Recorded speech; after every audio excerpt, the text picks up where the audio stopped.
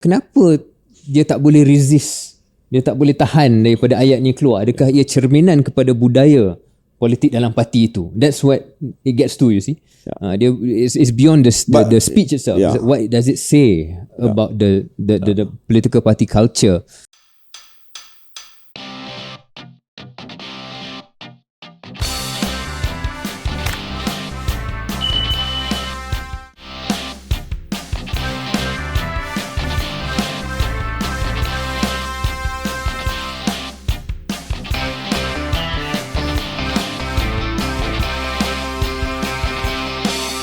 Assalamualaikum, selamat datang ke episod 207 Keluar Sekejap bersama saya Syaril Hamdan. Dan saya KJ. Episod ini KJ kita ada tetamu sebentar lagi. Bincang tentang isu pertikaian antara PDA dan DGO, iaitu Akta Pembangunan Petroleum dan juga Ordinan Pengagihan Gas. Ni berkaitan dengan percanggahan lah, pentafsiran apakah hak Petronas, apakah hak Kerajaan Persekutuan, apakah hak Sabah dan Sarawak dan sebagainya.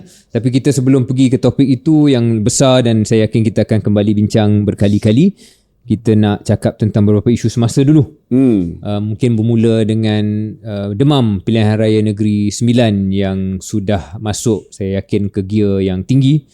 Saya nampak gambar KJ telah pun turun berkempen sehari dua sebelum ini. Bagaimana KJ melihat, adakah momentum dan bahang pilihan raya daripada Johor itu sudah masuk ke Negeri Sembilan? Of course KJ nampak dari perspektif UMNO dan Barisan Nasional, tapi secara keseluruhannya juga. Saya melihat di Negeri Sembilan ini sedikit berbeza daripada mood Johor. Saingan dia lebih, bagi saya lah, lebih dekat, closer ataupun more competitive dibanding dengan Johor. Kalau Johor kita nampak gelombang biru tu sangat ketara, tapi di Negeri Sembilan ni nampak dia masih lagi very competitive lah. I would say both have a good chance. Kita tak tahu sejauh mana formula BNPN ini akan diterjemahkan dalam bentuk undi. Kita dah bagi analisa awal pada episod yang lepas. Sebab itu atas kertas, kalau ada perfect transferability of vote, dan kawasan-kawasan Melayu memberi advantage kepada kerjasama BNPN. Tapi that remains to be seen lah, sebab atas kertas 100% transferability of course lah, tapi tak semestinya 1+1 adalah 2. So itu menjadi tanda soal sekarang ni, sama ada menjadi realiti ataupun tidak. Yang kedua adalah di kalangan pengundi bukan Melayu, mungkin ada beberapa perkembangan yang menyebabkan mereka lebih bersemangat untuk keluar untuk undi PH, disebabkan rasa bahawa kita perlu ada satu pushback terhadap BNPN. So ini antara subtext yang sedang berlega di arena politik kerajaan ni, pilihan raya Negeri Sembilan. Episod lepas kita membincangkan tentang optionality ataupun kemampuan memilih yang ada dalam strategi UMNO dan Barisan Nasional. I know what you're going to ask. That's going to be amazing. Bagaimana, yalah, macam mana hubungan dengan... For Negeri Sembilan still has an optionality. That to say, it still has an optionality. Itu yang saya ke arah itu. Sebab saya melihat setelah beberapa, kita mungkin bincanglah tentang ucapan Datuk Seri Sanusi yang telah pun mendapat liputan, dan bagi setengah pihak, terutamanya mereka yang mungkin bukan Melayu, merasakan itu adalah satu lagi peringatan kenapa susah untuk mereka nak bagi undi kepada Perikatan Nasional ataupun PAS. Ada pihak lain, terutamanya Datuk Seri Sanusi sendiri, yang mengatakan jangan putar belit apa yang saya sebut, jangan ambil tafsiran yang paling, dia pun kata nak ambil tindakan undang-undang. Okeylah, masing-masing ada tafsiran dia, tapi yang kita nak analisa dan kita boleh cakap secara, saya rasa, adil adalah kenyataan itu menimbulkan keresahan bagi satu pihak. Sure. Dan yang lebih nak cakap tentang analisa politik ni, apa yang menjadi respon daripada Datuk Zahid dan juga daripada Barisan Nasional adalah dilihat mengiktiraf keresahan pihak tersebut dan sampai keluar kenyataan bahawa tak payahlah Datuk Seri Sanusi berkempen lagi. Jadi belum apa-apa pun dah nampak bahawa bukanlah keretakan. Saya belum ada apa-apa untuk retak pun, tetapi lebih kepada Datuk Zahid nak menunjukkan kita memang tak all in kepada Perikatan Nasional lagi. Itu menjadi fascinating bagi saya lah, sebab biasanya pada awal-awal perkahwinan ataupun kebersamaan ini dia sangat honeymoon, dia sangat seronok. Tapi mungkin disebabkan pengalaman mutakhir yang tak berapa lama dulu, beberapa tahun dulu, di mana UMNO ataupun BN dan PAS tidak lagi bersama, menimbulkan satu wariness lah kot dalam bahasa Inggerisnya untuk not get too excited early. Yeah, I mean to not get too excited early. Memang betul lah kalau peringkat permulaannya selalu benda-benda yang baik saja.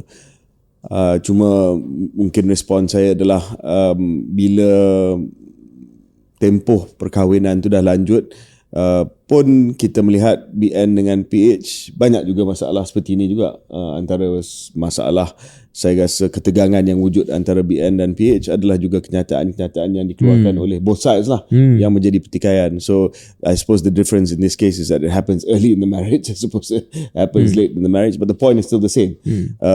Bila ada kerjasama antara dua gabungan, it means that of course there is a shared purpose, tetapi tidak semestinya a shared agenda or a shared ideology.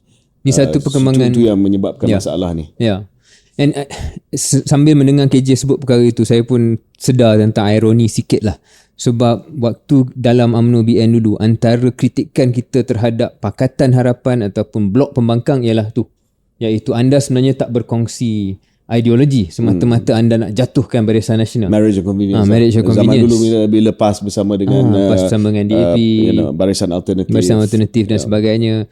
Hari ini akan ada kritikan sama yang dilemparkan terhadap BN dan PAS, iaitu anda sekarang bersama bukan sebenarnya anda percaya ataupun suka sama suka, tapi sebab anda hendak menjatuhkan Pakatan Harapan semata-mata. But this is the reality of coalition politics, Syaril. I mean, it is what it is. There's no party yang free of hypocrisy here ataupun free of inconsistency dan keanjalan here, because when you talk about coalition politics, you have to make accommodation. Jadi tak ada siapa yang boleh kata dia lebih suci daripada orang lain. Itu saya setuju 100%. Tak ada pihak, tak ada parti pun yang boleh claim moral high ground sangat. And on Sanusi's speech, there was a problematic, clearly a problematic line lah. Tapi macam Syaril kata, ada yang sangat-sangat tidak suka sebab ayat yang dia sebut tu berkaitan dengan orang Melayu hanya ada tanah Melayu. And then they refer to Chinese and India saying that they have ancestral land. Dan kita tahulah konotasi itu. Ada yang rasa itu sangat bermasalah dan saya faham kenapa mereka cakap itu. Ada yang juga of course defend Sanusi, kata that is a small part of a bigger context of the speech, which was cakap tentang perpaduan Melayu, betapa pentingnya Melayu usahakan ataupun pemimpin Melayu dan parti Melayu usahakan soal isu-isu Melayu dan sebagainya. I mean that particular sentence to me is problematic. Tak perlu cakap pun, to get your point across, you can say it without that particular, because you know that particular sentence is problematic. Dia bagi, kalau saya dengar keresahan rakan-rakan yang bukan Melayu tu, sebab ini bukan kali pertama kenyataan macam ni datang daripada pemimpin politik lah. There has been many times yang ayat macam ni keluar. Sure. Dan bagi mereka dia bukan soal sama ada secara fakta sejarah itu, yalah, fakta sejarah itu memanglah fakta sejarah, tetapi apakah konotasi? No, connotation is unacceptable. Sebab konotasinya adalah anda kalau bukan anda orang Melayu, anda bukan orang Melayu, kesetiaan you have some other loyalty, which is not right. And that is very offensive of course, kepada mereka. Jadi I just, and point dia adalah kenapa bagi mereka, kenapa dia tak boleh resist, dia tak boleh tahan daripada ayat ni keluar? Adakah ia cerminan kepada budaya politik dalam parti itu? That's what it gets to, you see. It's beyond the speech itself. What does it say about the political party culture yang menyebabkan worldview itu? Mungkin bila keluar ayat macam tu mencerminkan satu ideologi yang mereka resah lah. Maybe it's also telling that it's only Sanusi that's saying it lah. So maybe. So, jadi bergantung. I do want to say Jason point iaitu dalam perspektif PH dan DAP pula, this is dia sekarang ni, apa yang modal yang ada pada PH dan DAP? Inilah modal dia sekarang ni, terutamanya DAP kepada pengundi asas Cina dia ialah, anda perlu juga undi kami sebab kalau tidak anda akan dapat PAS. And that is like your last chance saloon. Dia punya argument tu dia dah final, dah last cut dah ni. Final boss. Final boss punya. Kalau hujah tu tak lekat, I don't know what else PH dan DAP ada. Well, and that's the danger for DAP lah. Sebab saya ada dengar juga KJ, bincang dengan kawan-kawan yang bukan Melayu ni, mereka kata kad itu, hujah itu anda dah pakai dulu dah. Takkan hari ni pun masih lagi nak takut pakai, memomokkan. Takut tak laku dah. Takut tak laku. Jadi ada sebenarnya kematangan mungkin politik dalam Malaysia ni. Pengundi Cina pun yang memang tak suka PAS pun, dia tak suka DAP pakai hujah ni. Dia kata you dah ada dalam kuasa dia selama berapa tahun. Johor dia pakai 1MDB lah. Barangkali macam tu lah. Mungkin dia menerima asas hujah tapi dia tak suka dengar lagi dah. Ia sebagai hujah politik, dan tak mustahil walaupun pengundi Cina tak selesa dengan kenyataan seperti Datuk Seri Sanusi dan sebagainya, dia masih takkan termakan apa yang digunakan sebagai hujah oleh PH dan DAP, sebab dia rasa macam your job, kerja anda adalah untuk memenangi hati kami, bukan kerja anda untuk memomokkan dengan ketakutan tentang PAS. We know how to handle PAS. Ataupun mereka kata kita ada dalam, kita percaya pada UMNO, kita percaya pada Barisan Nasional untuk mengurus PAS. You don't have to scare us about PAS, and that doesn't work anymore. Jadi itu pun saya tertarik lah nak melihat, kalau dalam Negeri Sembilan, walaupun Datuk Seri Sanusi dah keluar ayat macam ni, walaupun Perikatan Barisan Nasional tu macam satu reality, kalau Chinese vote tak balik secara big time kepada PH dan DAP, this is a troubling sign kepada PH. Because that's the last chance saloon already. Your last chance saloon pun tak laku dah. That's an interesting observation. Let's see. Walaupun kita ucapkan selamat bertanding kepada semua calon-calon, tinggal lagi 5 hari sebelum hari mengundi. It's going to be a tough one to call, but I think if the transferability holds, then I think it should be a blue win lah. It should be a blue win. For BN PN. Kita tak tahu konfigurasi kerajaan kemudian later, how much dia akan accommodate PN dalam kerajaan itu. But anyway, all to play for still. All to play for still. Okay, Syaril, ada 2 lagi isu penting yang kita perlu bincang sebelum kita deep dive dalam isu perlembagaan. Pertamanya, shall we take the heavy one first or the light one first? Sudah heavy one first. Let's take the heavy one first, which is Suruhanjaya Siasatan Diraja Tabung Haji. Tabung Haji, ya. Ada pengumuman daripada PMX yang mengatakan bahawa dia nak bentangkan hasil siasatan RCI berkenaan dengan pengurusan tabung haji ke khalayak. Ada suara sinis barangkali suara sinis yang tepat, yang mengatakan bahawa ini adalah leverage terhadap UMNO dan Barisan Nasional oleh kerana apa yang berlaku di Negeri Sembilan, kerana BN buat keputusan untuk ada kerjasama dengan PN, maka basically PMX is throwing the file on the table lah, saying okay, kalau macam tu this is ini penyelewengan yang anda telah buat sewaktu menjadi kerajaan. But that pertamanya, before kita sebut tentang apa yang barangkali terkandung dalam hasil RCI ini telah pun dipengerusikan oleh Tun Muhammad Zaidin Abdullah, pernah menjadi ketua Hakim Negara, dan skop siasatan meliputi pengurusan tabung haji daripada tahun 2014 hingga tahun 2020, which critically includes the point after 2018. Saya berada dalam Jemaah Menteri sewaktu kita buat keputusan untuk tubuhkan RCI. So it's not like something that we don't want to be out there, because ini kerajaan Ismail Sabri yang buat keputusan untuk mengadakan siasatan diraja ini. Untuk tubuhkan RCI, it's a cabinet decision, and it was a cabinet decision that was made by a cabinet that I was part of. I remember the decision, dan kita ada tuntutan pada masa untuk buat RCI. We said okay, RCI from 2014 all the way to 2020, taking into consideration what happened after 2018, which is when the assets were taken out to sort out UKSB to sort out the some of the bad investments that were made. Dan saya pun masih lagi ingat bahawa pada perbahasan di Parlimen, Dewan Rakyat, antara ahli Parlimen yang minta supaya RCI dibuat adalah Aziz. Datuk Seri Aziz Baling. yang bekas pengurusi dan juga bekas pengurusi tabung haji yang spekulasi yang mengatakan bahawa dia antara orang yang disiasat dalam RCI ni. I was just with him actually dua malam lepas dekat Linggi, and he spoke selepas saya bercakap, dia sendiri cakap bahawa dia sebagai pengurusi tabung haji minta sangat supaya hasil laporan ini dibentangkan, sebab this is what he says, he has nothing to hide as far as tempoh waktu dia jadi pengurusi tabung haji. So that is the context of yang saya rasa perlulah, sebab orang ingat RCI ni ditubuhkan waktu PMX jadi Perdana Menteri. No, it was during our time. We wanted the RCI because we have nothing to hide, and Zahid sendiri telah cakap kalau ada siapa-siapa yang terlibat dalam penyelewengan, then go and take action against them. So I don't know whether this is the gotcha card that PM thinks it is lah. Saya mengandaikan PM dah baca lah. I assume he has seen it. Saya tak tahu Datuk Zahid has seen it or not.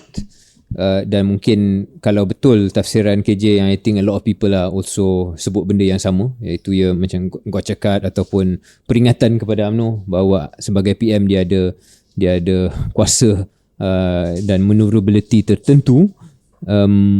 Mungkin sebab dia dah baca ada sesuatu kot yang boleh didedahkan ataupun ditunjukkan, tapi apa saja pun terkandung dalam RCI itu kita tak tahu. So limitation to what we can speculate ialah point politik tu lah. Sebab saya tengok ramai juga yang merasakan ia terlalu transparent, terlalu sinar apa yang PMX cuba buat. Kenapa timing dia begitu convenient? Kenapa sekarang? Sedangkan dah selesai 2 tahun lepas. So melainkan sesuatu dalam RCI itu begitu jelas dan besar, saya rasa apa saja pun yang terkandung akan perlu mengatasi naratif bahawa yang cynical, kenapa buat sekarang. So it may not be that big of a political hit. Is what we are saying lah kan. Rafizi sendiri telah mendakwa kerajaan sengaja tidak mendedahkan laporan sejak ia siap pada tahun 2023, according to him, sebab nak menjaga hati UMNO dalam kerajaan paduan. So maybe Rafizi is privy to what is in there. Saya tak nak mendahului laporan tersebut, tetapi maybe there is something that indicates bad management. I don't know if it's enough to be that gotcha lah, to say that penyelewengan yang terancang dan yang melibatkan pengurusan tertinggi tabung haji, iaitu lantikan politik daripada BN UMNO. I suppose that would be the gotcha that you want. I'm not sure if it's there in the RCI. Kita akan tunggu, dan ia akan juga bergantung kepada kemampuan komunikasi kedua-dua belah pihak lah untuk spin, untuk menceritakan naratif dia. Sebab macam KJ sebut tadi, RCI ini juga mengandungi masa antara 2018 ke 2020 yang mana ada kritikan kenapa aset-aset itu dipindahkan kepada urus harta jemaah UJSB, satu syarikat bawah Kementerian Kewangan, and maybe one day we can discuss about issue tu sendiri. Tapi saya nampak RCI itu akan ada poin-poin yang terpulang kepada pihak mana-mana untuk ambil dan lari dengan point itu dan spin. Tapi that's where maybe we have to say, walaupun 1-2 minit, it's also unfortunate lah, sebab ini tabung haji, institusi yang terpuji, yang suka tak suka sudah pun menjadi bualan politik. Dan kalau RCI ini keluar, there will be a political dimension to this lah, macam mana nak spin dan sebagainya. Tapi Alhamdulillah sejak awal tahun 2026 kedudukan kewangan tabung haji menunjukkan pemulihan yang ketara. Deposit meningkat kepada lebih 95 bilion ringgit berbanding dengan 69 bilion pada tahun 2019, dan jumlah pendeposit aktif meningkat kepada kira-kira 92 juta orang. Alhamdulillah. Ini menunjukkan keyakinan orang ramai terhadap tabung haji, dan mungkin give some credence to PMX punya alasan, kata he didn't want to cause panic against tabung haji, walaupun Rafizi kata that's cynical because it's actually not to upset UMNO. Tetapi at the end of the day, of course, yang lebih penting adalah credibility institusi tabung haji sebagai institusi kewangan, lebih-lebih lagi institusi kewangan yang ditubuhkan untuk menjaga simpanan orang Islam di Malaysia supaya mereka dapat menjalankan ibadat ataupun menunaikan ibadat haji mereka. Secara ringkas KJ, saya kurang bersetujulah dengan hujah atau alasan yang PMX kemukakan itu. Sebab kalau benar itu pun, bila dah sebut macam tu, dan every single time besok apa-apa institusi yang ada RCI tak boleh dedahkan, ataupun kalau you slow dedahkan, orang akan kata mesti ada something. So it actually backfires kalau alasan tu ikhlas lah. It's actually not helpful in the long run pun, but whatever, we'll see what happens. Okay. Last topic semasa kita dihadiahkan dengan sesuatu yang di luar dugaan kita dalam keadaan sambutan tahun melawat Malaysia yang bagi pandangan saya lah agak suam. Kita diberi satu ransangan yang package ransangan yang percuma, yang hebat. An island near Bahrain. An island, yes, a track not too far from Bahrain. So kita Sepang akan kembali dalam kalender Formula One. Sejak tahun 2017 kali terakhir ada Grand Prix Malaysia, dan tahun ini oleh kerana ketegangan dan juga masalah geopolitik yang masih lagi sedang berlaku di kawasan Timur Tengah, Bahrain telah membuat keputusan bersama dengan penganjur iaitu F1 dan juga FIA supaya Grand Prix Bahrain, ya, nama dia masih lagi Grand Prix Bahrain, Formula One Gulf Air Bahrain Grand Prix 2026 diadakan di Malaysia. Steady. Dari 2 hingga 4 hari bulan Oktober 2026, dibiayai sepenuhnya oleh Bahrain. Cantik. I mean, wow. You couldn't have asked for something better. Yeah, right? I mean, wonderful. Of course, it's a one-off sebab kos untuk penganjuran F1. Who knows? Maybe this is the start of another run. Maybe another run. It does cost a lot of money. 300 at the base level is 300 million ringgit for the sanction fee from Liberty Media, which owns the rights for F1. That can go all the way up to 400-500 million ringgit a year, kos penganjuran. But maybe this is the model. Kita boleh kerjasama dengan negara-negara yang kaya, freeload every year. Tapi kita host, tapi dia bayar kos. Kan? Ada G2G ke, kalau PMX boleh encourage geopolitical instability in other countries so that they come. Tidak. That's not good. Take that back. Take that back. Itu bukan jenaka yang serius. Tapi this is interesting. Kerana yalah, hadiah macam KJ katakan, dan biasanya bila dah lama tak ada ni, saya yakin kali ni ramai rakyat Malaysia akan cuba pergi. Sebab yalah, andaiannya adalah one off. And I don't know if you've been following F1 lately. Saya masih lagi tengok, macam semalam pun saya sempat tengok kejap. Dia dah lain daripada dulu waktu the rules are different, the engine is a bit different. Tapi satu benda yang membuatkan ini menarik bagi ramai peminat F1 adalah track Sepang ni. Memang it's driver's favourite. Of course, the purists love it lah. Dan especially now when banyak track yang street circuit ni, yang memang tak berapa seronok lah as a spectatorship point of view. Basically kita semua menunggu return of Sepang. It's got that wonderful hairpin. And they miss the heat. They miss the cars being tested in the heat and the drivers being tested in the heat and humidity. Just some technical points. I don't know who's going to get the proceeds for the tickets. I mean, who's going to sell the tickets? Is it still Bahrain?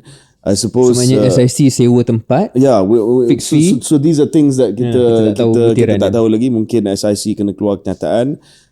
Who's going to host it? I mean, is it the King of Bahrain or is it the Yang di-Pertuan Agong? I mean, that's going to be interesting, right? Tapi ada hubungan yang baik lah antara Raja Bahrain dengan Yang di-Pertuan Agong. It was mentioned in one of the press release. It was the hubungan antara Raja Bahrain dengan Yang di-Pertuan Agong yang menyebabkan benda ni jadi. So it'll be interesting to see. I'm sure the King of Bahrain will be here.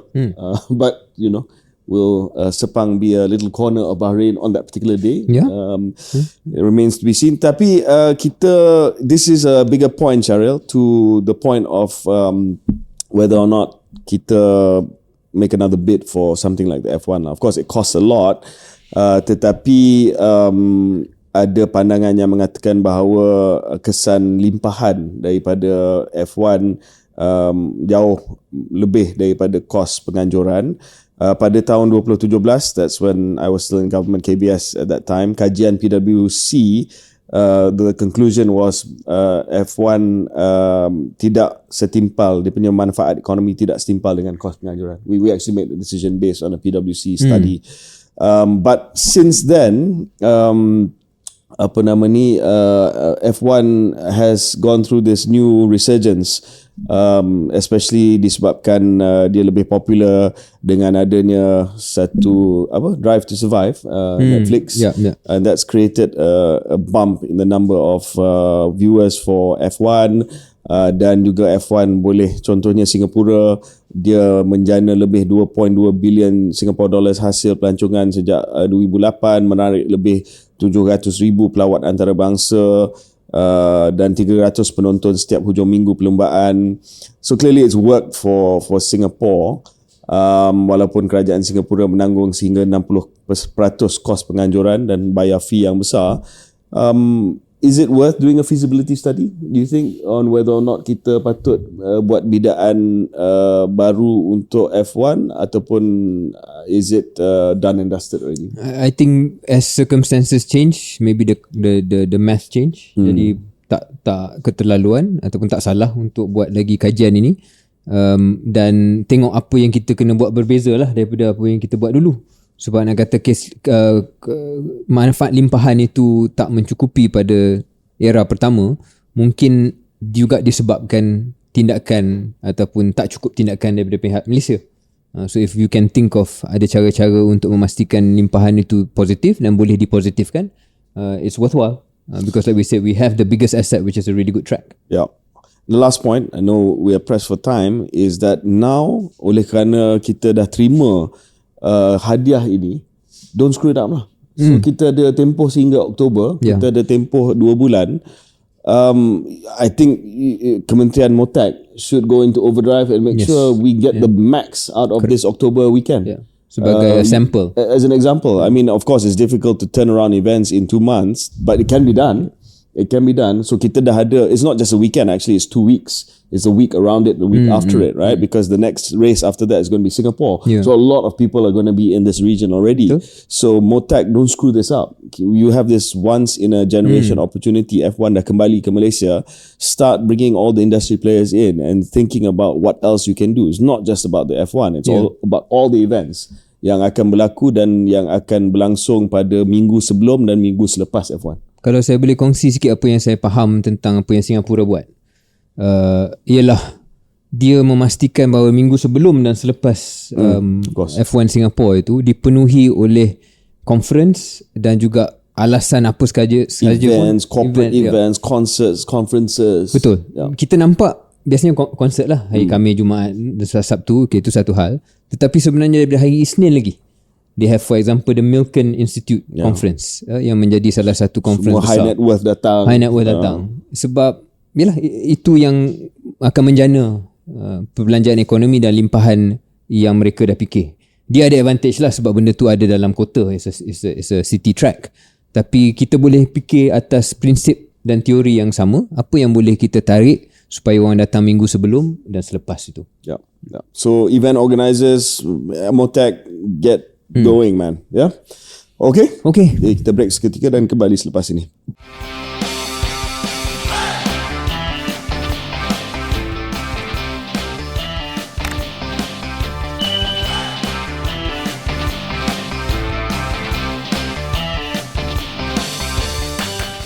Selamat kembali ke episod 207 Keluar Sekejap. Okey, kita dah selesai bincang tentang isu-isu semasa tadi. Untuk episod kali ini, sebenarnya kita dah lama nak membincangkan konsep federalisme di Malaysia. Sebab ini bukan hanya menyentuh perkara-perkara yang sedang dibincang, terutamanya antara Putrajaya dan juga beberapa negeri, terutamanya negeri Sabah dan juga negeri Sarawak. Tetapi ia menyentuh kepada satu perkara asas dalam pembinaan negara Malaysia dan juga negara bangsa. Apakah kuasa yang ada pada kerajaan persekutuan dan entiti persekutuan, dan juga hak-hak yang ada pada negeri-negeri, terutamanya negeri Sabah dan Sarawak. Dalam hal ini, untuk kita membincang lebih lanjut, kita ada seorang pakar, iaitu kita ada Cik Muhammad Hafiz Hassan, pensyarah Fakulti Undang-Undang Multimedia University ataupun MMU. Dan kita akan cuba merungkai dan membincang isu yang berkaitan dengan pertindihan kuasa antara undang-undang persekutuan dan juga undang-undang negeri ataupun ordinan yang diluluskan di peringkat negeri. Sebelum itu, sebagai konteks perbincangan, untuk makluman pendengar dan juga penonton setia KS, saya nak mula dengan beberapa perkara asas dulu, sebab ini adalah segmen di mana kita deep dive sedikit kepada isu yang sangat-sangat rumit, tetapi seperti biasa kita cuba mudahkan untuk pemahaman pendengar dan juga penonton KS. Kita mula dengan perkara asas, iaitu perbincangan ini bermula dengan Perjanjian Malaysia 1963, satu perjanjian antarabangsa. Jadi ia adalah satu treaty, ia adalah satu treaty yang ditandatangani pada 9 Julai 1963, berkuat kuasa pada Hari Malaysia 16 September 1963, tarikh rasmi penubuhan Malaysia. Perjanjian ini ada beberapa peserta ataupun ada beberapa entiti yang telah menandatangani perjanjian ini. Pertamanya adalah Persekutuan Tanah Melayu ataupun pada waktu itu dikenali sebagai The Federation of Malaya. Kedua, North Borneo, kini dikenali sebagai Sabah, Sarawak, dan pada waktu itu Singapura, yang kemudian dikeluarkan daripada Malaysia pada tahun 1965. Beza dengan kemerdekaan Persekutuan Tanah Melayu pada tahun 1957, pembentukan Malaysia pada tahun 1963 melibatkan penyertaan wilayah-wilayah yang ketika itu masih lagi di bawah penjajahan British. Justru pembentukan Malaysia bukan sekadar peluasan sempadan Tanah Melayu, tetapi hasil daripada satu rundingan politik dan perundangan yang kompleks antara pihak yang saya sebut tadi dan juga kerajaan United Kingdom. Terdapat beberapa faktor yang mendorong pembentukan Malaysia pada tahun 1963, antara lain proses penyah jajahan ataupun decolonization. United Kingdom melaksanakan dasar decolonization pada terhadap wilayah-wilayah jajahannya selepas Perang Dunia Kedua. Faktor keselamatan.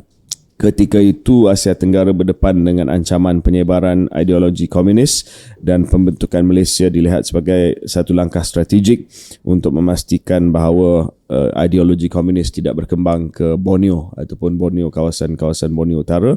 Dan faktor ekonomi, iaitu penggabungan beberapa wilayah di bawah satu persekutuan dijangka mampu memperluaskan pasaran domestik Malaysia menjadi entiti baru ataupun negara baru itu sebagai negara yang economically feasible.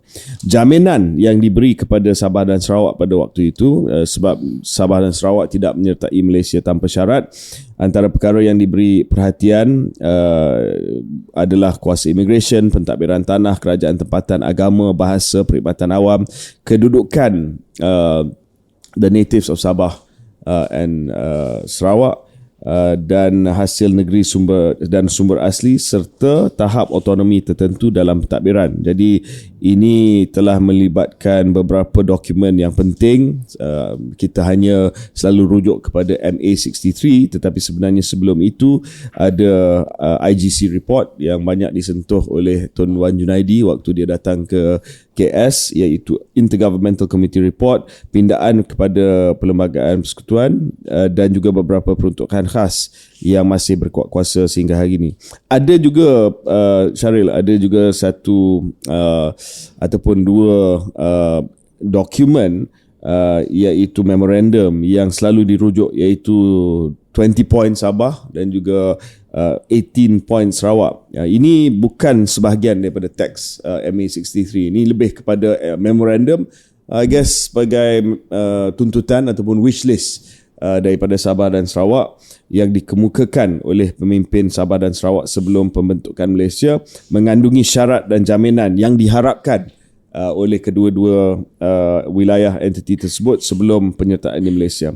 Okey, dengan itu saya rasa mungkin sebelum kita pergi kepada perkara khusus iaitu pertindihan berkaitan dengan PDA ataupun Petroleum Development Act, dari segi konsep dia, kedudukan Sabah serta Sarawak, ada mungkin dua pandangan yang saya rasa tidaklah bercanggah tetapi pandangan yang memberi penekanan yang sedikit berbeza. Satu pandangan adalah mengatakan bahawa Sabah dan Sarawak adalah rakan pengasas, founding partners Malaysia bersama dengan Persekutuan Tanah Melayu.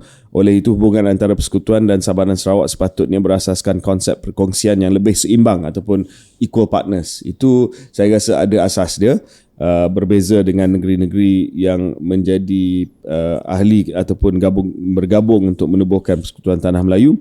Tetapi Sabah, ada juga yang mengatakan bahawa Sabah dan Sarawak merupakan negeri-negeri dalam Persekutuan Malaysia sebagaimana negeri lain tertakluk kepada Perlembagaan Persekutuan selepas mereka join Malaysia. So, dia penekanan yang sedikit berbeza tetapi ada asasnya juga sebab yes, historically Sabah Sarawak join with Persekutuan Tanah Melayu to form Malaysia with different terms.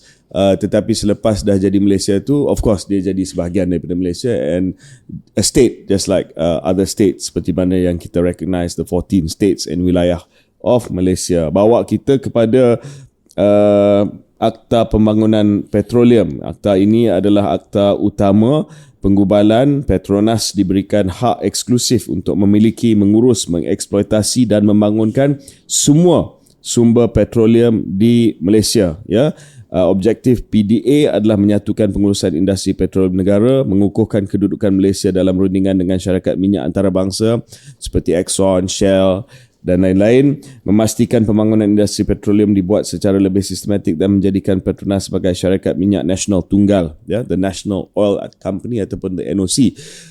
The foresight of Tun Razak pada waktu itu dan juga kerajaan dan pentadbirannya adalah untuk memastikan bahawa tidak ada negeri-negeri yang merebut kita ada satu National Oil Company yang mewakili semua negeri dan wilayah di Malaysia supaya bargaining power kita lebih besar, supaya kita ada economies of scale untuk kita bangunkan kita punya petroleum dan juga kita punya petroleum and gas resources, dan untuk kita jadikan Petronas sebagai the single reference point sebagai kita punya national oil company. Dan last daripada saya sebelum saya serah kepada Syaril pula untuk membincangkan sedikit sebanyak konflik yang sedang wujud antara PDA dan juga mungkin ordinan di peringkat negeri dan juga kesan itu kepada federalisme adalah, and this is history, then we have to say what is historically recorded, ya. Selepas PDA diluluskan di Parlimen, Dewan Rakyat, PDA ini akta, ya, dia rang undang-undang bawa ke Parlimen jadi akta, dan dia diluluskan di Dewan Rakyat dengan sokongan dan persetujuan daripada ahli-ahli Parlimen juga daripada Sabah dan Sarawak. Ya, ini sangat penting untuk saya sebut. Ini rekod dalam Dewan Rakyat. Dan bukan hanya itu, setiap kerajaan negeri, baik Sabah, Sarawak, Terengganu, Kelantan, negeri-negeri yang dikenali sebagai negeri yang ada sumber minyak, sama ada sumber minyak, ya, terutamanya di kawasan lautan, telah pun menandatangani satu dokumen yang dikenali sebagai vesting deed. Melalui dokumen tersebut, hak terhadap petroleum dipindahkan kepada Petronas, dan sebagai balasan Petronas bersetuju membuat pembayaran tunai kepada kerajaan negeri yang lazimnya dikenali sebagai royalty petroleum ataupun cash payment sebanyak 5%. Vesting deed maksudnya diserah, vesting deed diserah kepada Petronas, dan Petronas bukan syarikat Kuala Lumpur ataupun Putrajaya. Petronas adalah National Oil Company of Malaysia. Ya, terima kasih KJ atas penjelasan yang panjang lebar. Sebelum saya mungkin memanjangkan analisa kita ataupun gambaran yang cuba kita beri, saya rasa mungkin saya nak bagi peluang kepada tetamu kita juga KJ. Sebelum kita pergi masuk tentang konflik PDA dan juga DGO di Sarawak dan sebagainya, respon Tuan Hafiz dulu tentang bagaimana naratif boleh berbeza walaupun faktanya dipersetujui. Maksud saya, MA63 tak ada siapa petikaikan wujud, PDA tak siapa petikaikan wujud, tetapi pandangan dan percanggahan tentang apakah implikasi, apakah contohnya MA63 itu dan 20 points 18 points itu, adakah ia bercantum ataupun sekadar hanya request list. Itu adalah satu contoh lah di mana faktanya dipersetujui tetapi the implication and the weight itu berbeza mengikut pandangan. Mungkin Tuan Hafiz boleh bagi respon kepada gambaran awal yang telah diberikan oleh KJ. Ya, terima kasih Syaril. Sikit respons yang cepat lah pada KJ kan. Sebenarnya MA63 tu kan bukan saja antara Persatuan Tanah Melayu, Federation Malaya, Singapura, Sabah dan Sarawak. Tapi sebenarnya the first party tu kan adalah UK. So UK, and then second party tu Federation Malaya, North Borneo, ketika itu Sabah dipanggil North Borneo, Sarawak dan Singapura. Apa maksudnya? Pasal UK ni kan dia colonial master of Sabah, Sarawak as well as Singapore. Okay, except for Federation Malaya. Pasal by that time Federation dah merdeka dah, sebab tu kita sambut 31 Ogos 1957 sebagai merdeka. Tapi yang perlu kita nak tekan di sini, Sabah, Sarawak and Singapore, they were given away by the British. So to say that they were partners, or the Borneo state said they were partners, I think is tak tepat lah. Okay, they were given away as states. Okay, meaning to say that North Borneo, Sabah and Sabah Sarawak before 63, one satu entiti bebas. No, they were never independent. Yes, betul.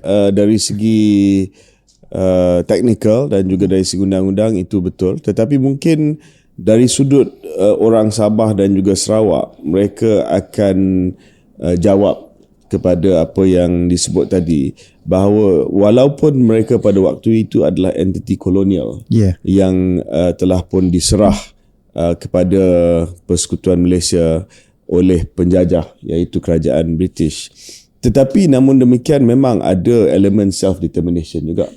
Sebab waktu IGC disiapkan, memang ada usaha untuk turun ke lapangan di Sabah dan Sarawak untuk tanya kepada penduduk dan juga orang Sabah dan Sarawak apakah kehendak mereka. Itu adalah satu usaha untuk cuba mendapat kepastian dari segi self-determination mereka. Jadi mungkin kalau mereka dengar kenyataan seperti itu, walaupun technically betul, mereka akan rasa tersinggung sikit lah. Seolah-olah mereka tidak ada agensi, seolah-olah mereka tidak ada kehendak untuk menyertai Malaysia. Setuju. Keduanya, bukankah Sabah ada merdeka sebentar? Beberapa minggu ke beberapa bulan sebelum dia bersama. Kalau kita tengok segi legally, technically, it's not just technically lah, legally speaking. Sebab tu ada yang menyatakan bahawa Sarawak dan Sabah tu kan, they were never independent, but they attain self-government. Just like Singapore in 1959. Okay? Singapore tu kan, berbezanya legally speaking, Singapore attain self-government by way of an Act of Parliament, a UK Act of Parliament passed by the House of Commons. That's why we have Act of Singapore 1959. But there's nothing on Sabah and Sarawak. But there is this Sabah Day kan, dulunya Sabah Day is self-government. So not kemerdekaan sepenuhnya lah. It's not kemerdekaan. Tapi ini contoh sebenarnya yang saya maksudkan KJ dan Tuan Hafiz, di mana yalah, fakta dan tarikhnya tak siapa sangat petikai kan. Tapi mengikut tafsiran Tuan Hafiz, kalau kami faham, dia seolah-olah naratif yang mengatakan bahawa Sabah dan Sarawak ni adalah equal partners dalam membentuk Malaysia itu, bagi Tuan Hafiz macam kurang tepat, sebab ia bukan entiti yang merdeka sebelum bersama membentuk Malaysia. Tapi macam kita bincang tadi juga, ada tafsiran yang sangat-sangat mereka berpegang, iaitu kami bukan negeri sama seperti negeri Perak, Pahang, Johor dan sebagainya. Jadi itu salah satu maksud saya lah, narrative and they had agency to choose. Correct. So bila dah ada 18 points, 20 points, maknanya di situ dah ada agency to choose. That yes, walaupun we are given away, but we want to say what are the terms for us to join Malaysia. We got to respect that view lah, betul lah. But there's also the other view. Of course. And why is this disagreement important? Kenapa percanggahan pendapat ni, mungkin Tuan Hafiz boleh jelaskan? I think kalau kita tak baca MA 63 secara terperinci kan, there can be a disagreement there lah. To me as a legal person, I go back to the document lah. MA 63. Ramai orang mungkin menyatakan MA 63 tanpa membaca sepenuhnya. Pasal it's thick. As this thick. And yes, different annexure. Okay, to me macam dikatakan, the agreement is to establish Malaysia. Okay, on the one side, UK government agrees. Okay, on the other side, Federation Malaya, Persekutuan Tanah Melayu, North Borneo ketika itu, Sabah ketika itu, Sarawak dan Singapura bersetuju. Itu maksudnya. Okay, bersetuju untuk menjadi state, negeri dalam apa yang akan dinamakan sebagai Malaysia. Sedangkan Federation Malaya itu is already an independent entity consisting of the 9 states, Malay states. Okay, now these 9 states nak digabungkan dengan Sabah, Sarawak and Singapore. So they got to agree lah. But in the first place, it is the UK who gave away these 3 entities because they were not independent. They were colonial. Singapore became a colony, a crown colony, which is higher than just a normal colony. And then they were self-independent. Yeah. Okay, Sabah and Sarawak, they were 63 July kan, 22nd of July. And then they formed to become Malaysia. Isu dia Tuan Hafiz, bila sekarang ni tahun 2026, bila pendengar mungkin mendengar bahawa salah satu hujah untuk mengatakan bahawa Sabah Sarawak ni dan waktu itu Singapura bukanlah entiti yang bebas untuk membuat keputusan supaya ia sama taraf dengan Persekutuan Tanah Melayu pada ketika itu kan, disebabkan ia adalah milik British. Dari segi hujah politiknya ataupun pemahaman orang, sukar untuk mereka terima itu sebagai asas hujah lah. Betul. Takkan disebabkan penjajahan yang kita menolak dan kita tak suka, kita kena ikut pula disebabkan status mereka pada ketika itu. Patutnya kita kena terimalah bahawa mereka juga adalah entiti yang mempunyai niat dan juga kemampuan untuk memilih. Macam mana Tuan Hafiz respon kepada kritikan? Sebab tu kita 62 Julai jugalah lebih kurang, UK dia tubuhkan Cobalt Commission. This commission, they went to the people. Tu yang kata ada referendum 20 points, 18 points kan. By the end of the day, there is an agreement. As like I said, as a legal person, we look at the agreement, we go beyond the agreement. And the agreement has all this annexure important for untuk menumbuhkan Malaysia pada waktu itu. Jadi kita melihat pada agreement tu, memang betul ada Cobalt Commission kan. So express the people-nya feeling kan. There's a referendum there, everything. By the end of the day, there's still the Cobalt Commission has a report. The report lead to this agreement, and the leaders of Sabah and Sarawak as well as Singapore were part of this agreement. They signed together with Tunku, almarhum Tunku, for Federation Malaya. Okay. Baik, Tuan Hafiz, kita saya rasa kalau kita nak bincang berkaitan dengan apa yang telah berlaku sebelum perjanjian Malaysia itu ditandatangani, proses Cobalt Commission, Intergovernmental Report, 20 points, 18 points, I think it's fair to say lah, Syaril, we will not see or we will not get unanimous agreement because ini historically sangat sensitif sampai ke hari ni. Sebab ada pandangan yang mengatakan bahawa tuntutan 18 poin, 20 poin itu sebenarnya binding, ada perkara yang tak masuk dalam MA63, tetapi itu original intent, ada itu semangat ya, the spirit of the law lah yang tak mungkin kalau tak dalam letter of the law sepatutnya dibuat. Dan ini membawa kepada the actual conflict of PDA is part of this lah.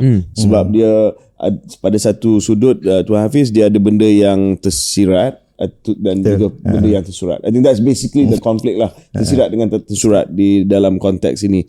Sebab PDA macam saya sebutkan tadi lah, vest all the rights kepada Petronas dan semua negeri menandatangani vesting deed. Tetapi ada golongan yang masih lagi mempertikaikan PDA dan ini membawa kepada konflik mahkamah yang kita hadapi pada hari ini. Later Syaril akan bincang. iaitu PDA seolah-olah hak terhadap sumber asli merupakan sebahagian daripada semangat MA63. The first point. 2, sebarang undang-undang persekutuan tidak boleh menjejaskan hak yang telah dijamin semasa Sabah dan Sarawak membentukkan Malaysia bersama dengan Persekutuan Tanah Melayu. Oleh itu, PDA perlu dibaca bersama MA63 dan bukannya secara berasingan. Ada asas ke kepada pandangan ini? So saya kata kita kembali pada MA63 kan. Salah satu tema dalam MA63, dia kena ada Malaysia Bill. You know what's a bill kan? Undang-undang. Yang perlu diluluskan oleh Federation Malaya Parlimen. Maknanya waktu tu Parlimen Persekutuan Tanah Melayu lah yang perlu diluluskan. Jadi memang Malaysia Bill tu ada kalau kita tengok, dan diluluskan menjadi Malaysia Act. What is Malaysia Act? Everything that is agreed in MA63 tu dalam Malaysia Act lah. Jadi pada saya lah, senang je, MA63 sudah disempurnakan oleh pihak-pihak, terutamanya oleh Federation Malaya. Pasal they pass the Malaysia Bill. The Malaysia Bill incorporates all the terms in the Malaysia Agreement MA63. So to me Malaysian Agreement tu dah macam history lah. Pasal dia jadi akta. Like you said just now kan, PDA tu kan, akta. Diluluskan oleh Parlimen. Semua pihak yang dalam Parlimen tu bersetuju. Boleh Tuan Hafiz bacakan tak klausa yang mengatakan bahawa perlu disempurnakan oleh Malaysia Act? Ya, dalam agreement ni. Okay, Malaysian Sebab Agreement. sambil Tuan Hafiz cari, KJ, kita boleh bayangkan lah, ada yang akan mendengar hujah ni seolah-olah MA63 tu dah selesai, tak perlu bangkitkan lagi sebab telah disempurnakan dengan Malaysia Act. But that seems to me, dia seolah-olah satu tafsiran yang sangat ketat lah, bahawasanya tak perlu lagi kita bincang tentang MA63. Tapi saya yakin ramai yang tak bersetuju dengan pandangan Tuan Hafiz. Betul. Apa yang sebenarnya tapi tertulis kalau dalam sebenarnya kata saya pernah menulis, kalau kita baca Malaysian Agreement ni kan, dia artikel 1, artikel 2 saya bacakan Okay. The government of Federation Malaya will take such steps as may be appropriate and available to them to secure the enactment by Parliament of the Federation Malaya of an act in the form set out in Annex A to this agreement, and that is brought into operation on 31st August 1963. Sure. This Annex A is the Malaysian Bill. Understand. Tapi kalau saya belah yang betul. mungkin kurang bersetuju dengan Tuan Hafiz, saya kata itu klausa itu tidak menidakkan asas Perjanjian Malaysia 63. Sebab you shall enact an act to reflect the spirit lah of 63, MA63. But if you don't, dan semangat MA63 itu tak sempurna, tak bermaksud kita drop all our demands in MA63. Yalah, tapi kalau benda tu dah ada Malaysia Act and it complies with the agreement, then it's done lah. Kan, we don't go beyond that. Sebab tu kalau ada memorandum ke apa ke, sepatutnya sudah ada dalam sini. As an agreement and binding lah. So kalau kita sebagai legal person, bila kita tengok agreement, we don't look extrinsically beyond that. We look at the agreement. Even kalau court pun baca pun, dia akan baca, look at the agreement beyond that. Of course politically you can say lah kan. Tapi tidakkah perbahasan hari ni yang masih wujud hari ni tentang misalnya PDA dan sama ia terpakai sepenuhnya kepada Sabah Sarawak menunjukkan bahawa ada sebahagian pemimpin Sabah Sarawak yang merasakan bahawa semangat Perjanjian Malaysia 63 itu belum disempurnakan sepenuhnya oleh akta-akta tertentu. So it doesn't, the fact that you have some federation based acts and laws tidak supersede Perjanjian Malaysia 63. The solution is political lah to me lah kan. It has to be inside something, an act lah. Either you amend the current constitution, federal constitution, or you do something else lah. You do enter into agreement between the federal and state, which can then be because the federation is like that. Today I just wrote an article, is published in Malay Mail 9 o'clock today. Okay, about federation. Kita dengar Mamdani kan, New York Mayor. wanted to arrest Netanyahu. Tapi if he step into, tapi dia tak ada kuasa. Memang tak ada kuasa pasal it's a federal. It's US is a federation. Not a municipal or city law. The power. state has no power to arrest. Yeah. Only the federal. The same thing here lah kan. If you want that power, macam agreement tu kan, the spirit of MA62 kan, he has to be more on a legal basis. Otherwise, it's political lah. Okay. Ada tak Tuan Hafiz kaji satu, of course undang-undang, you are very well versed in this, tetapi the keputusan pada tahun 1974 ini berkaitan dengan PDA lah. Sebab bila saya check balik, of course petroleum dia tidak sentuh dalam MA63, tak ada sebut langsung tentang petroleum, dan kemudian disentuh dalam PDA pada tahun 1974. Tapi sekarang ni ada pendapat bahawa pada penubuhan Malaysia sepatutnya petroleum disebut secara eksplisit, tapi mungkin sebab waktu itu tak ada kesedaran berkaitan dengan sumber asli petroleum dan sebagainya, dia tak sebut. So more after the fact, saying that no, actually this is not fair to us, but a lot of the reserve of petroleum and gas are in Sabah and Sarawak. So had we known this, this would have been explicitly mentioned in Malaysia Agreement 1963. Tapi mungkin pada tahun 1974 akta ini digubal PDA sebab dah jumpa oil and gas pada waktu itu. Ada tak Tuan Hafiz ada apa-apa research berkaitan dengan pendirian daripada Sabah dan Sarawak yang suruh dia punya ahli parlimen sokong PDA dan setuju untuk sign vesting deed? Why did they do that? And now tiba-tiba nak ada political rebalancing pula dalam hal ini. You've been a minister yourself, eh? Yes. I like your gig bill.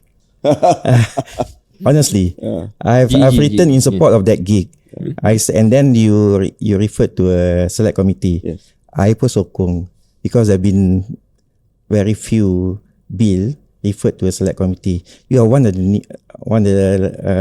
new generation of minister kan, yang boleh buat tu.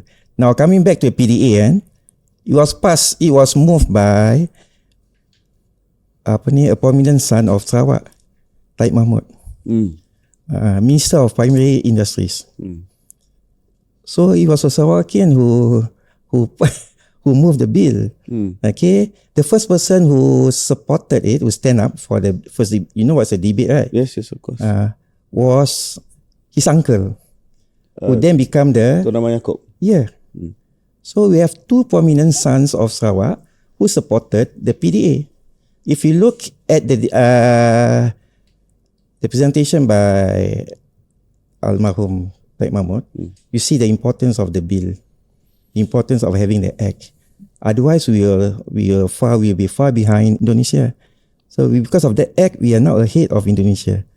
Like you said just now, it's a national oil company. Okay, nothing else. When it's a national oil company, it should benefit all the states. Kan, it's supposed to be lah. Okay, but how it translated into, that is not my within me to say it lah. But then, like you say lah, was there a Sarawakian support? Yes, the minister was from Sarawak, who went on become the chief minister after he was the primary minister for primary industries.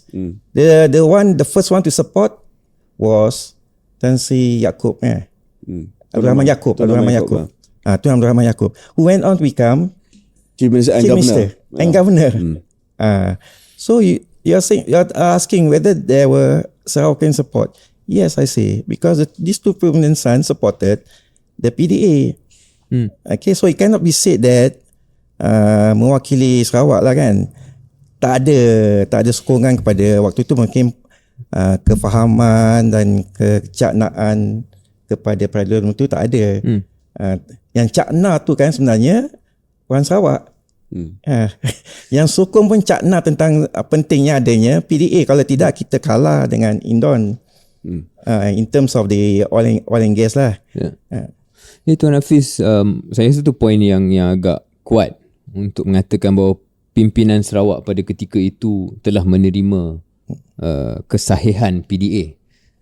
Tapi kalau fast forward pada 2026, pemimpin Sarawak ini akan kata bukan kita tolak PDA. Kita cuma hendak PDA dibaca bersama dengan MA 63 bersama dengan hak-hak negeri. Misalnya walaupun petroleum tidak disebut secara harfiah ataupun explicitly dalam MA 63, tetapi kalau tengok dalam Perlembagaan Persekutuan, hal-hal berkaitan dengan tanah dan mineral adalah hak negeri. Jadi dari situ it is inferred lah, I guess, in the argument that petroleum juga adalah hak negeri. But then it will be the same for the other states also. You know, I mean, how can you just isolate petroleum and gas? So kalau pimpinan Sarawak kata apa yang negeri lain tak ada adalah Perjanjian 63 lah, yang akan membuatkan bacaan beberapa perkara yang saya sebut tadi memberikan hak yang kukuh kepada Sabah dan Sarawak. Tapi negeri lain pun diorang tu pay hak kepada MA 63. Ingat? Macam mana tu? The other states are also members. They are members. They are parties to the agreement. The second party to the agreement. Pertama UK, kedua Federation of Pertusan Tanah Melayu. They are the nice Malay states.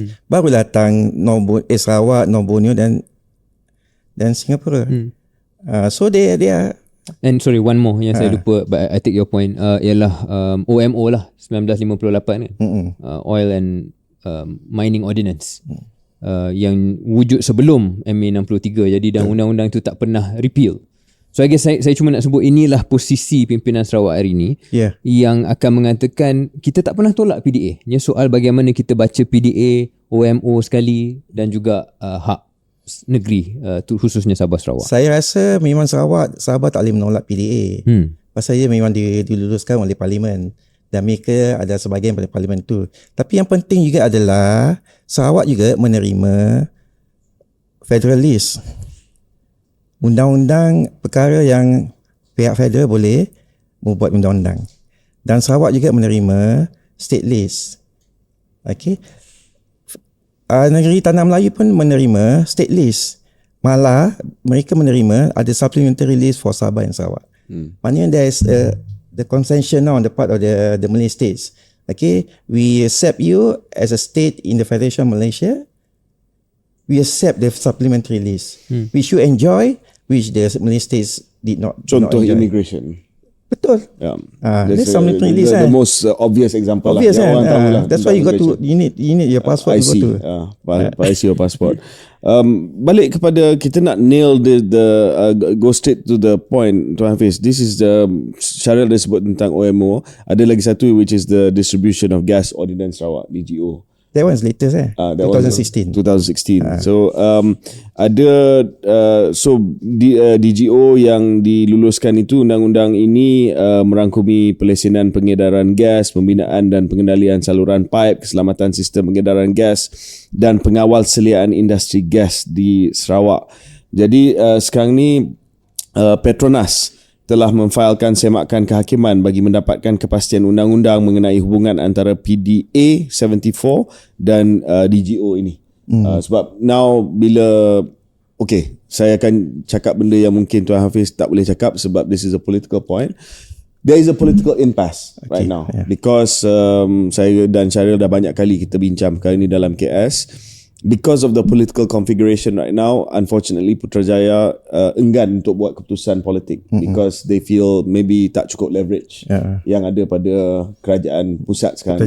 They need the support of Sabah Sarawak lah. So they kick this problem to Petronas, and Petronas has no choice because tak ada political cover daripada Putrajaya. Petronas has to take this to semakan kehakiman. That's the only way out of this because Petronas needs clarity. When there's no clarity from political solution, settlement, dia kena pergi minta semakan kehakiman mengenai pertikaian. Petronas hanya tertakluk kepada PDA sebagai undang-undang persekutuan ataupun Petronas juga perlu mematuhi ordinan DGO dan mendapatkan lesen daripada kerajaan Sarawak. Of course, this is before the court. I suppose this is a very academic question and discussion lah. Actually, I've written on this. What was your summary? My summary is that Petronas did the right thing. They got to go to the court. They need clarity. I think it's not just Petronas. The industry needs clarity. Memerlukan. Keseluruhan industri perlukan clarity. Siapa yang ada kuasa? So I think this is Sub judice. Sub-judice. correct. Sub-judice, the word does not come to me. It's sub-judice really. So I will try to not refrain to go into this lah. Not the merits of the case, but why Petronas has to. He has to. He needs clarity. And like I say, it's bukan saja Petronas, tetapi the whole industry needs clarity. Just like the Kelantannya case. Remember? Yeah. The lawyer tu, anak-anak tu kan? What's the Nick name? Allen. Nick Allen kan? Went to the court, federal court. Okay, challenge the constitutionality of the Kelantannya tu kan? Enactment. We respect to, especially on the Kazab, all those the Zina requirements, all those lah. And the court, to me, it's the right decision lah. With due respect, because my friends were out there also, they were supporting. Okay, that Kelantan had no power because in the state list is not within the state list. It is within the federal list. Whatever crimes to offences kan, it is within the state list. Okay, so on that ground also, Petronas can make an argument lah. Okay, the OMO, the Gas Solution Act tu kan, is it within state list ke or supplementary list or federal list? So bagi Tuan Hafiz, perkara asas yang akan disemak oleh mahkamah adalah the question of jurisdiction. Yes. That's principally what it is. Yes, to me lah. Okay, whether it's federal list, state list, as far as Sabah Sarawak is supplementary list. Okay, I've mentioned this. Okay, federal list ada item tu kan. Federal list, state list pun ada item on mining. But is it mining licenses ke? Or the federal list is bigger than what is the mining list? Yeah. Okay, you must remember that bila Sabah Sarawak agrees to join Malaysia, to join as part of Malaysia, they agree to the Malaysian Bill. The Malaysian Bill tu kan the state list, federal list, state list, supplementary list. If they agree to the supplementary list, then they also must agree to the federal list. Okay, so like you said, memang is matter of jurisdiction lah. Siapa yang ada kuasa untuk buat PDA? Siapa yang ada kuasa untuk buat Gas of Division Act? Okay, then bagaimana kedudukan OMO tu? Because OMO is, I call it the pre-Malaysia law. Just like Merdeka. The Malaysia state, dia ada their own law. And 162 tu kan, of the Article 162, Federal Constitution, make provision for pre-Merdeka law. They are remain law until and unless they are inconsistent With the federal constitution. Correct. I think you should know. When Malaysia was established, there's no pre-Malaysia law. But in Malaysia Bill tu, Malaysia Act, ada current law. So this current law is, to me lah, is similar to pre-Malaysia law. The current law must not be inconsistent with the federal constitution, actually the federal list, state list and supplementary list. I think this is for the court to decide because since Petronas brought it to the court lah. Among others lah. Sangat signifikan lah poin-poin yang diutarakan oleh Tuan Hafiz kerana apa yang Tuan Hafiz cuba cakap ni dalam setengah jam kita bincang ni. Satu ialah sama ada perjanjian Malaysia 63 itu laku lagi atau tidak. Dan juga sama ada antara hujah besar pihak Sarawak adalah OMO. Dan apa yang Tuan Hafiz sebutkan tadi seolah-olah ada tafsiran bahawa OMO itu pun boleh dihujahkan tak berapa relevan lagi sebab dah superseded dengan pembentukan Malaysia dengan adanya Akta Peringkat Persekutuan yang bercanggah dengan OMO, yang saya rasa pihak Sarawak pun akan pertikaikan tafsiran itulah. But I guess again, itulah antara pentingnya keputusan mahkamah ni kan KJ, sebab dia mungkin the case that was brought is about DGO, but actually implikasi dalam apa-apa keputusan mahkamah ni, it will be, I don't know how final, but it's quite final to me lah, sebab dalam penghujahan whatever the decision is, akan menjadi precedence kepada apa saja yang berlaku selepas ini. Saya ingat Sarawak government was encouraged by decision of the High Court on DGA that they can impose certain things lah. Okay, but that one is fair lah. Okay, but can go beyond that? That one you've got to look at the list lah. We call it the legislative list, federal, state and supplementary. And that one I think has not been considered by the court or even present or argued before the court. So that's why I look forward to the Petronas kan. It's like apa ni, main bola kan. You like apa ni, Spain and Argentina. Okay, that's the best apa ni finalist lah. One we can say lah. So if you are legal football purist, you want Spain to win lah. Okay, so but then someone must win lah. Okay. So when you go to the court, because Petronas started it, and then of course apa ni, Sarawak pun dia pun ada satu case kan. Yelah, dia pun ada hujah. Dia pun ada hujah dia. So I think let the court decide lah. Just like the Elin case kan.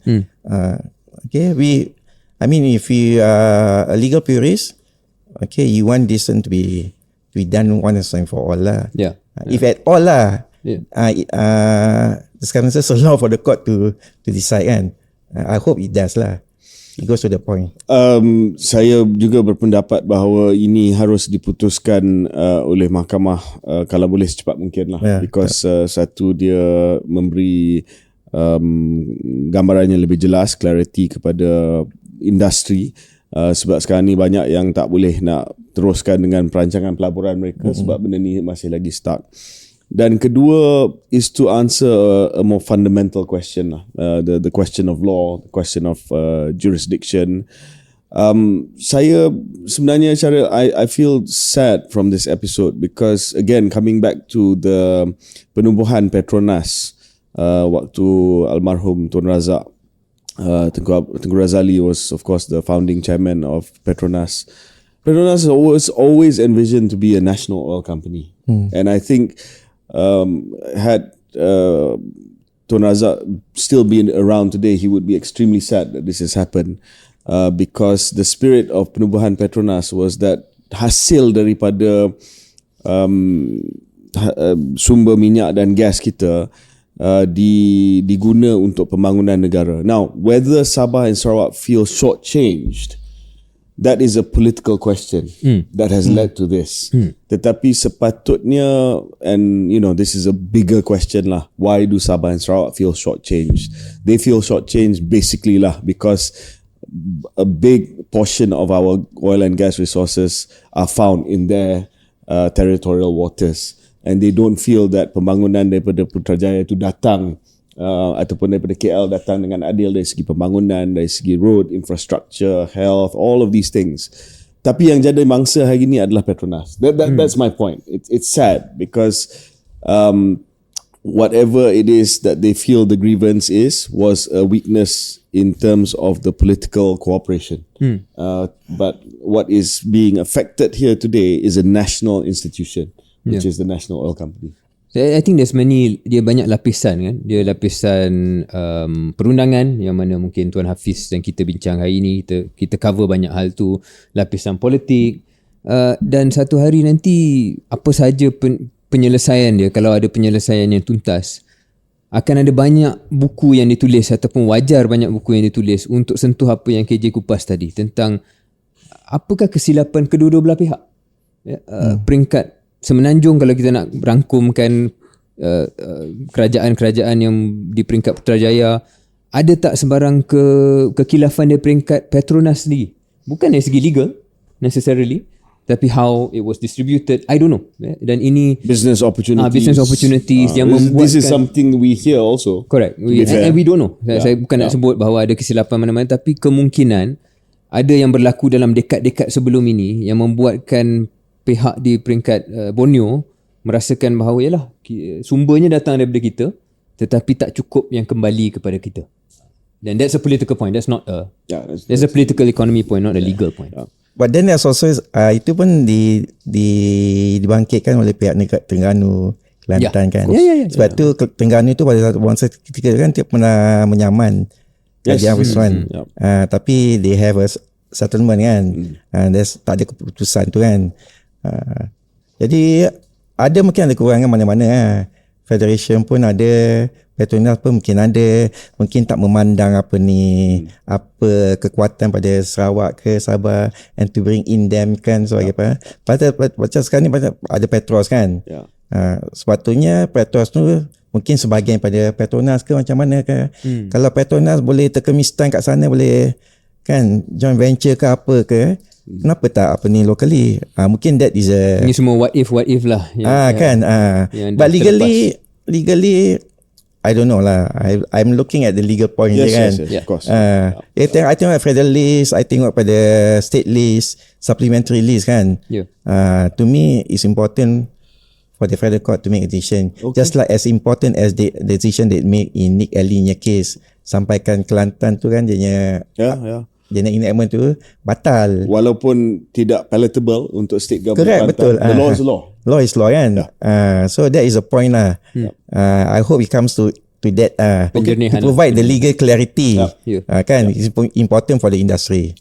Okey, terima kasih kepada Tuan Hafiz Hassan, pensyarah Fakulti Undang-Undang Multimedia University, kerana telah memberi satu pencerahan yang baik dan membina untuk kita, terutamanya bagi kita yang menunggu keputusan semakan kehakiman yang bakal dibuat oleh Mahkamah Malaysia. Ya. Terima kasih. Okay. Thank you. Thank you.